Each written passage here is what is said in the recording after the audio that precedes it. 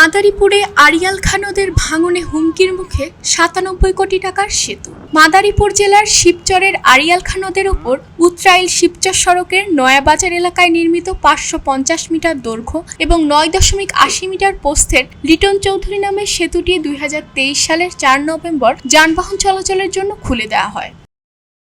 সেতুটি নির্মাণের ফলে শিবচর সদরের সঙ্গে দত্তপাড়া, শিরুয়াইল, নীলখা ইউনিয়নের সরাসরি যোগাযোগ স্থাপন করা হয়। এই অঞ্চলের লক্ষাধিক মানুষের দীর্ঘদিনের ভোগান্তি দূর হয়। তবে আড়িয়াল খাঁ নদের ভাঙনে গত বছর সেতুটির সংলগ্ন এলাকায় প্রায় ২০০ মিটার ফসলি জমি ভেঙে নদীগর্ভে বিলীন হয়ে যায়।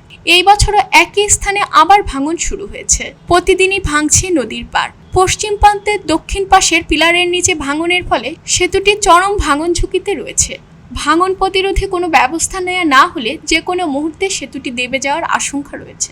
আমাকে আড়িয়াল খাঁ ভাঙছে, এবারও ভাঙতে আছে। যে প্রকারই হোক আমাকে দূরত্ব একটা বাঁধ দিবেন, আমরা জমি খাতে রক্ষা চাই, আড়িয়াল খাঁ রক্ষা করবেন। উদ্বোধনের পর থেকে তখনই কথা ছিল এটা নদী শাসন করবে, কিন্তু এটা নদী শাসন করে নাই। এই জন্য দেখেন বর্তমান যেভাবে নদী ভাঙতেছে, এই নদী ভাঙা এখন আমাদের এই ব্রিজটা শঙ্কার মুখে পড়ছে। এটা যদি ঠিকমতো সংরক্ষণ করা না হয়, আমাদের যে ক্ষতিটা হবে সেই ক্ষতিটা আসলে তুলনা করা যাবে না। কারণ কি দেখেন, এখানে শিবচর একটা উপজেলা স্বাস্থ্য কমপ্লেক্স আছে, যেখানে আমাদের রুগী নিয়ে যেতে হয় এই দুইটা উপজেলা থেকে।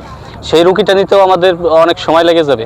তো যত দ্রুত সম্ভব এই জায়গায় যারা ঊর্ধ্বতন কর্মকর্তা আছে অবশ্যই তাদের দৃষ্টি আকর্ষণ করতেছি যেন এই জায়গায় একটা সুন্দর একটা বাঁধের ব্যবস্থা করে। পানি উন্নয়ন বোর্ডের নির্বাহী প্রকৌশলী জানান, ব্রিজটির নির্মাণকারী প্রতিষ্ঠান এলজিডি এখনো কিছু জানায়নি পানি উন্নয়ন বোর্ডকে। এলজিডির থেকে চিঠি পেলে এই বিষয়ে প্রয়োজনীয় ব্যবস্থা গ্রহণ করবেন তারা। বাজেটের অপ্রতুলতার কারণে গত বছর এটা প্রোটেক্টিভ ওয়ার্ক কাজটা করা সম্ভব হয় না। তো এই বছর আমরা ভাঙনের গতিবিধি পর্যবেক্ষণে রাখছি। এলজিডি যদি যে ব্রিজ নির্মাণকারী প্রতিষ্ঠান, ওরা যদি আমাদেরকে লিখিতভাবে জানায় যে এখানে মানে এমার্জেন্সি ভিত্তিতে কোন ব্যবস্থা গ্রহণ করতে হবে, সেক্ষেত্রে আমরা উদ্বোধন কর্তৃপক্ষ জানাবো এবং আমাদের অনুমোদন সাপেক্ষে, বরাদ্দ পাওয়া সাপেক্ষে আমরা এখানে জোর দিয়ে আপৎকালীন কাজ বাস্তবায়ন করবো। আর তাছাড়াও তাদের আবেদনের প্রেক্ষিতে পুনরায় নতুন করে আমরা আবার বাজেট চাপ যাতে সামনে বছরে এখানে স্থায়ী প্রতিরক্ষা কাজ করা যেতে পারে।